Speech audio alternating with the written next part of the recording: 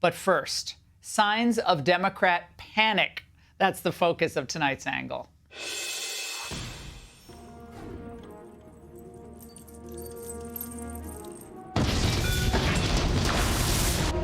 Jesus. On the board! On the board!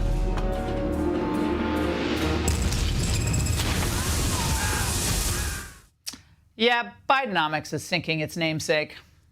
And when you ask, how is the economy going today? What's your rating of it? 30% of Americans say it's good. 70% of Americans say it's poor. The economy is overwhelmingly the most important issue for voters. The economy is still front and center for people. 70% of those surveyed say the economy is poor. You got to wonder, who the heck are the 30% think it's good? Are there that many billionaires out there? Now, we'll dig into a lot of this tonight, but these putrid economic numbers are just one indicator among many pointing to a possible Trump win in November. And it has the White House, the Democrats, and the regime media in a full-blown panic. Now, they know that if the election were covered fairly, if Biden were forced to do debates, he wouldn't have a chance. So they need to convince voters that an actual campaign is bad for America. Until now, no American president had ever faced a criminal trial. Until now, no American presidential race had been more defined by what's happening in courtrooms than what's happening on the campaign trail. Until now.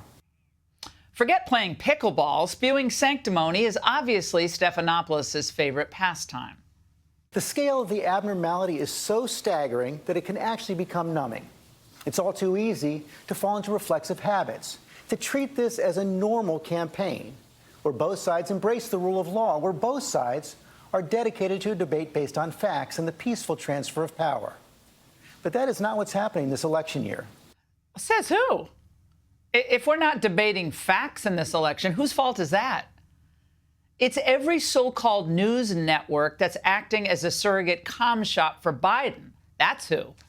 What is he talking about? Certainly not the fact that the party in power is trying to put its main political opponent in prison. Is that democracy?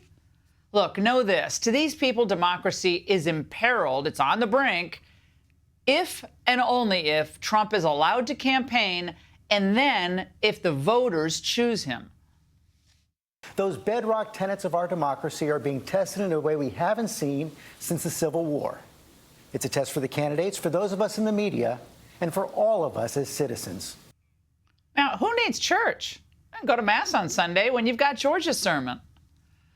The night before, the big guy gave his marching orders to the media at the White House Correspondents' Dinner. A defeated former president has made no secret of his attack on our democracy. He said he wants to be a dictator on day one, and so much more. And he promised a bloodbath when he loses it. I'm sincerely not asking of you to take sides, but asking you to rise up to the seriousness of the moment. I'm not asking you to take sides. Yeah, right. But if you don't, good golly, we'll bury you. But it wasn't just Stephanopoulos' monologue. It was the New York Times' Michael Barbaro in his podcast today. Starting today, we begin a series of episodes leading up to Election Day that will explore what a second Trump presidency would look like and what it would mean for American democracy. On the campaign trail, Trump has outlined a second term that is far more radical, vindictive, and unchecked than his first one. I love the way the music underscores like a fear-mongering about a Trump second term, but what about how Biden has done? What about the fact that he's wrecked the country in his first term? Pushing boys and men into women's sports, forcing people to give up their gas-powered cars, dismantling common-sense border policies. But Trump again, he'd be radical. What the conservative legal movement has set Trump up to do and what he now wants to do, or the people around him are saying, sir, we can help you do, is to move into a more volatile situation where whoever happens to be president at any given time can take us in a radical direction very quickly. Then there's the inconvenient trend among Hispanic voters. Politico is sounding the alarm, and Joe Biden will keep telling them things that are great And Trump is dangerous, yeah.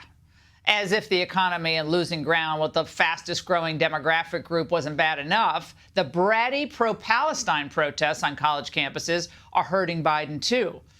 Entitled brats who feel justified in ruining college for everyone else. This encampment is a minor inconvenience compared to the generational shaping events taking place now in Gaza. We demand divestment. We will not be moved unless by force. Of course, you can always count on the Washington Compost to lend Biden a hand in framing the story during this panic. Today's headline, GOP seizes on-campus protests to depict chaos under Biden.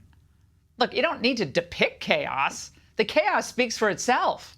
Whether at the universities or at the border, it's the opposite of calm and orderly.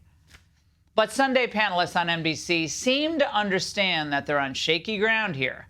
Maybe the Never Trump Republicans and the Squad, maybe they aren't really a natural coalition after all. Biden has a challenge, really, in trying to keep together this broad, disparate coalition of voters. It's a precarious coalition from AOC to the Cheney family. They don't have a lot in common. You can't keep those folks away from either a third-party candidate or staying home altogether. There goes Michigan and Wisconsin, and there goes the presidency. And there goes press objectivity. But then there's the other potential sinkhole for Joe Biden. What if putting all their eggs in the abortion basket, okay, that's a very unfortunate wording, was a really stupid move? What worked in the midterms may not work in the general.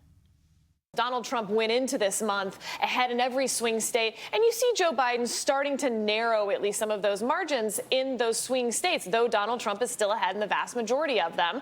But are people really tuned into this? Are they seeing Sleepy Dawn, et cetera? This seems like only the high information voters are paying attention. Translation: dumb people, according to her, will vote for Trump, and the smart people at ABC will vote for Biden. Now, CBS's executive director of elections, fancy title, also implied that voters should be thinking differently if they're really smart about Trump and COVID. We asked them, okay, look back to the economy during the Trump years. How do you remember it? And the majority say they remember it as being good. Because they forget about the pandemic. Well, they seem to be skipping over the pandemic, and that's exactly what that tells you in their memory of this. Now, this is just goofy. The journal elites are now just inventing fictional narratives on the spot. The truth is, most voters know that Biden kept COVID restrictions in place far longer than he had to. And they see that Trump rushed the government into action to help the people, and that pre-pandemic, the economy was rocking. And it was set up to rock again in January 2021. And then came Biden. So smart voters see that it's Biden, not Trump, who blew it, and you bet they're mad. But here's a dose of reality for our friends in the press. For years now, you have failed to cover the real failures of the administration. You gaslit us about how well the economy was doing, and then you pretended that Ukraine was winning when it wasn't. And then you claimed that things were returning to normal, when instead the hard left has become increasingly anti-Semitic and anti-American. We tried to warn you, but you wouldn't listen. Americans want a government that will help them, not one that despises them. And come November, they have a pretty good chance of getting what they want. And that's the angle. Hey, Sean Hannity here. Hey, click here to subscribe to Fox News YouTube page and catch our hottest interviews and most compelling analysis. You will not get it anywhere else.